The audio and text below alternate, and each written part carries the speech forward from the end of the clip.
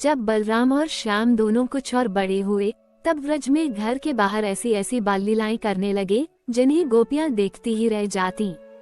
जब वे किसी बैठे हुए बछड़े की पूंछ पकड़ लेते और बछड़े डरकर इधर उधर भागते, तब वे दोनों और भी जोर से पूंछ पकड़ लेते और बछड़े उन्हें घसीटते हुए दौड़ने लगते।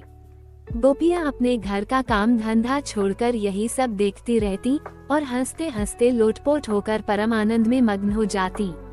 कन्हैया और बलदाऊ दोनों ही बड़े चंचल और बड़े खिलाड़ी थे।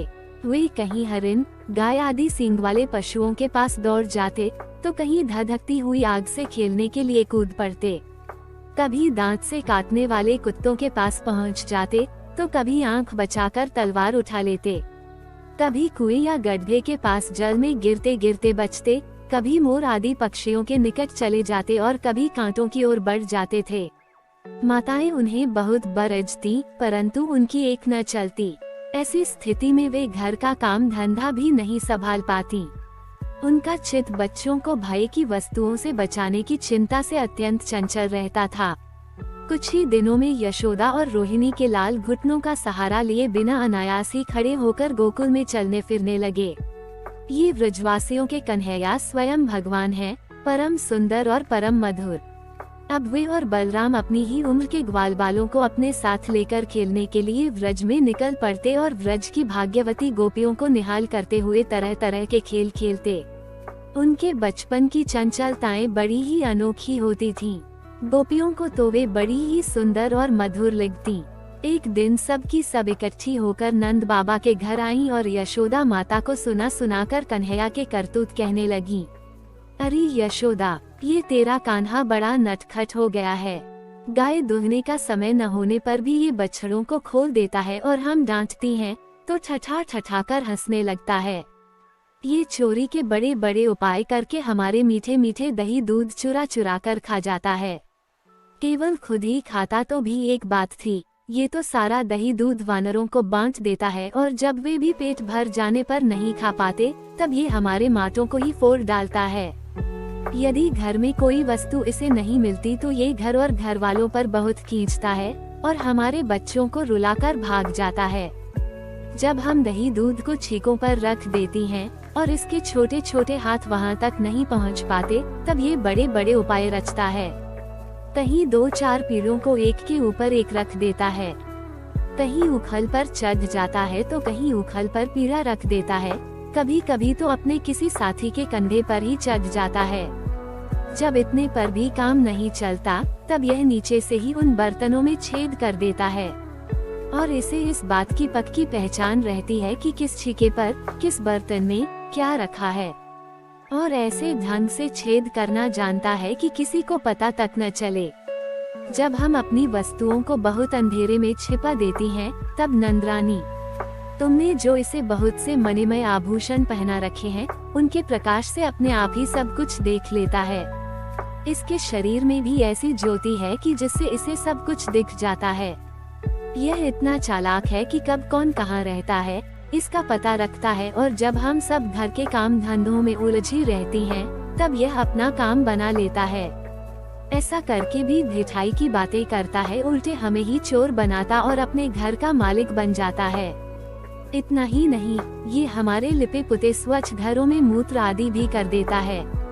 तनिक देखो तो इसकी ओर, वहाँ तो चोरी के अनेकों उपाय करके काम बनाता है और यहाँ मालूम हो रहा है मानो पत्थर की मूर्ति खड़ी हो। वाह रे भोले भाले साधु। इस प्रकार गोपियाँ कहती जाती और श्री कृष्ण के भीत चकित नेत्रों से युक्त मुख कमल को देखती जाती। उनकी ये दशा देखकर नंदरानी यशोदा जी उनके मन का भाव ताड़ लेती और उनके हृदय में स्नेह और आनंद की बाढ़ आ जाती। वे इस प्रकार हंसने लगती कि अपने लाडले कन्हैया को इस बात का उलाहना भी न दे पाती, डांटने की बात तक नहीं सोच पाती। एक दिन बलराम आदि ग्वालबाल श्री कृष्ण के साथ खेल रहे थे। उन लोगों ने माँ यशोदा के पास आकर कहा, माँ, कन्हैया ने मिट्टी खाई है। हितेशिनी यशोदा ने श्री कृष्ण का हाथ पकड़ लिया। उस समय श्री कृष्ण की आंखें डर के मारे नाच रही थीं। यशोदा मैया ने डांटकर कहा, क्यों रे नटखट, तू बहुत ढीठ हो गया है। तूने अकेले में छिपकर मिट्टी क्यों खाई? देख तो तेरे दल के तेरे सखा क्या कह रहे हैं।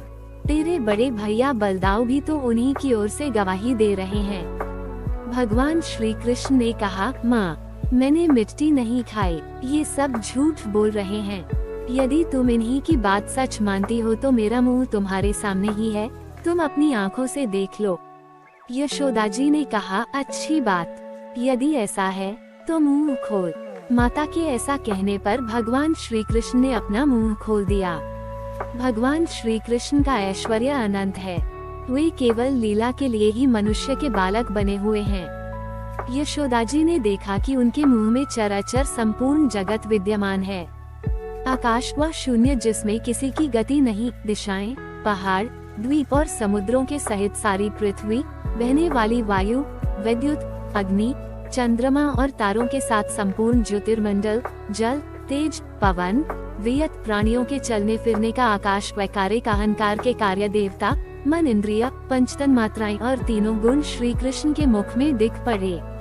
जीव, काल, स्वभाव, कर्म, उनकी वासना और शरीर आदि के द्वारा विभिन्न रूपों में दिखने वाला ये सारा विचित्र संसार, संपूर्ण व्रज और अपने आप को भी यशोदा जी ने श्री कृष्ण के नन्हे से खुले हुए मुख में देखा। वे बड़ी शंका में पड़ गईं। वे सोचने लगी कि यह कोई स्वप्न है या भगवान की माया। कहीं मेरी बुद्धि में ही तो कोई भ्रम नहीं हो गया है। संभव है मेरे इस बालक में ही कोई जन्मजात योग सिद्धि हो, जो चित्त, मन, कर्म और वाणी के द्वारा ठीक ठीक तथा सुगमता से अनुमान के विषय नहीं होते। ये सारा विश्व जिनके आश्रित है, जो इसके प्रेरक हैं और जिनकी सत्ता से ही इसकी प्रतीति होती है, जिनका स्वरूप सर्वथा अचिंत्य है, उन प्रभु को मैं प्रणाम करती हूँ। यह मैं हूँ और ये मेरे पति तथा यह मेरा लड़का है। साथ ही मैं ब्रजराज की समस्त संपत्तियों की स्वामिनी धर्मपत्नी हूँ। ये गोपियाँ, गोप और गोधन मेरे अधीन हैं, जिनकी माया से मुझे इस प्रकार की कुमति घेरे हुए है। वे भगवान ही मेरे एकमात्र आश्रय हैं, मैं उन्हीं की शरण में हूँ। जब इस प्रकार यशोदा माता श्री कृष्ण का तत्व समझ गयी, तब सर्वशक्तिमान सर्वव्यापक प्रभु ने अपनी पुत्र स्नेहमयी वैष्णवी योग माया का उनके हृदय में संचार कर दिया। यशोदा जी तुरंत वह घटना भूल गई। उन्होंने अपने दुलारे लाल को गोद में उठा लिया। जैसे पहले उनके हृदय में प्रेम का समुद्र उमड़ता रहता था, वैसे ही फिर उमड़ने लगा। सारे वेद, उपनिषद, सांख्य, योग और भक्तजन जिनके महात्म्य का गीत गाते गाते अघाते नहीं, उन्हीं भगवान को यशोदा जी अपना पुत्र मानती थीं।